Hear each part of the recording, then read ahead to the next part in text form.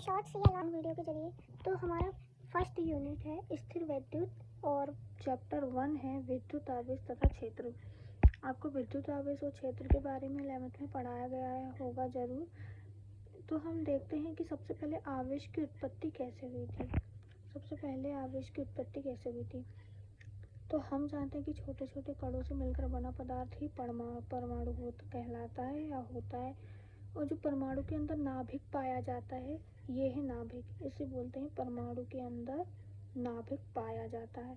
नाभिक के चारों ओर इलेक्ट्रॉन पाए जाते हैं। कुछ इलेक्ट्रॉन नाभिक को छोड़कर बाहर आ जाते हैं, जैसे इलेक्ट्रॉन उदासीन आवेश कहलाते हैं। जो भी इलेक्ट्रॉन नाभिक को छोड़कर बाहर आते हैं वो उदासीन इलेक्ट्रॉन कहलाते हैं और बाहरी पदार्थों से मिलकर धनात्मक आवेश का निर्माण होता है। ऐसे इलेक्ट्रॉन संयोजी आवेश होते हैं जिसमें आकर्षण बल कम पाया जाता है, जिन्हें पीटकर, रगड़कर या बाहरी ऊर्जा देकर।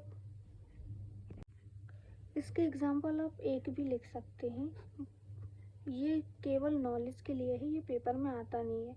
तो आप इस एग्जाम्पल को पढ़ सकते हैं, इसका एग्जाम्पल लिखा है, आप इसे पढ़ेंगे तो और भी आपको अच्छे से समझ पे आ जाएगा। उसके बाद हम बात करते हैं आवेश की। आवेश के प्रकार दो प्रकार के होते हैं, धनात्मक और ऋणात्मक। धनात्मक मतलब सजाती या समान प्रकार के, सजाती नहीं भी लिखेंगे तो चलेगा, लेकिन समान प्रकार के आवेश जो एक दूसरे को समान प्रकार के आवेश हैं और प्रतिकर्षित करते हैं, जैसे कांच, ऊन, रबड़, प्लास्टिक, है ना। ऋणात्मक जो कि समान प्रकार के आवेश परस्पर प्रतिकर्षण करते हैं, ये प्रतिकर्षित करते हैं और ये प्रतिकर्षण करते हैं, तथा विपरीत प्रकार के आवेश परस्पर आकर्षित करते हैं। जैसे आपने देखा होगा ये N और S, ये जो रहते हैं ये एक दूसरे को आकर्षित करते हैं ना, जैसे रेशम, प्लास्टिक, रबड़, एबोनाइट। ओके, तीसरा टॉपिक हमारा है आवेश उत्पत्ति का इलेक्ट्रॉन सिद्धांत। जब किन्हीं दो पदार्थों को आपस में रगड़ा जाता है तो एक पदार्थ में से जिसमें इलेक्ट्रॉन दूसरे पदार्थ की अपेक्षा कम बल से समृद्ध होता है। मतलब कि जैसे ये दो पत्थर है, इसमें इलेक्ट्रॉन, इसमें आवेश कम है, इसमें आवेश ज़्यादा है। ये दोनों को जब रगड़ा जाएगा तो इसके आवेश इस पे चले जाएंगे, वही इसमें कहा गया है। तो आप पढ़ सकते हैं और इसे समझ भी सकते हैं। ये इसका एग्जाम्पल है आवेश की उत्पत्ति का, तो आप इसे देख सकते हैं, आपको बहुत अच्छे से समझ में आ जाएगा। हमारा चौथा टॉपिक है आवेश संरक्षण का नियम। तो इसमें देखा गया है कि किसी पृथक्कृत निकाय में न तो आवेश को उत्पन्न करते हैं न ही नष्ट किया जा सकता है, यह आवेश संरक्षण का नियम कहलाता है। मतलब आवेश संरक्षण का नियम यही है कि आवेश संरक्षित है, मतलब आवेश एकदम कांस्टेंट ही मान लो कि भाई वो नष्ट भी नहीं हो रहा है ना ही उत्पन्न हो रहा है ना। तो इसका एग्जाम्पल आप पढ़ लीजिए, ये बहुत इम्पोर्टेंट है, ये आपको एग्जाम में देखने को ज़रूर मिलता है, तो हम इसमें स्टार भी लगा लेते हैं। पांचवा टॉपिक है आवेश का क्वांटीकरण। भाई ये डेफिनेशन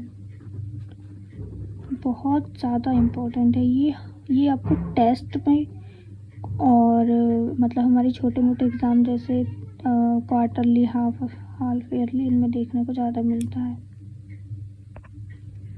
तो हम इसे पढ़ते हैं कि प्रकृति में आवेश सदैव एक निश्चित न्यूनतम मान का पूर्ण गोला जो होता है, इसे आवेश की क्वांटम प्रकृति अथवा आवेश का क्वांटीकरण कहते हैं। अगर परिभाषा आती है 2 नंबर में तो आपको यहाँ से लेके सिर्फ यहाँ तक लिखना है और आप इसे बहुत अच्छे से पढ़ लीजिए, याद कर लीजिए। और अगर इसे 3 नंबर पर डेफिनेशन आती है तो आपको यहाँ से पूरा यहाँ से लेकर यहाँ तक लिखना पड़ेगा।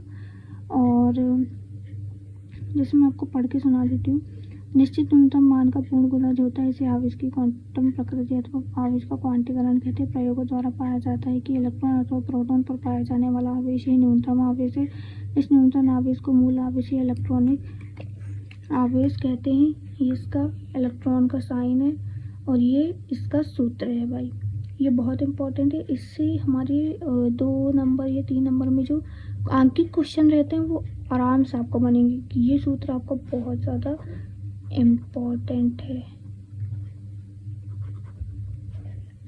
तो आप इसे ज़रूर याद कर लीजिए।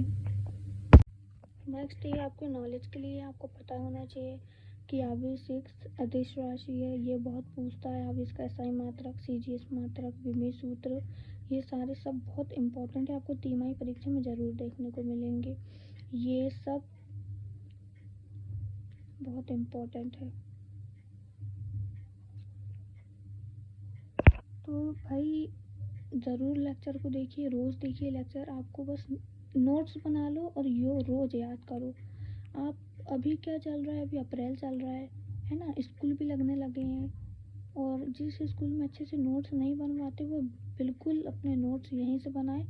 मेरी गारंटी है आपके नंबर बहुत अच्छे आएंगे।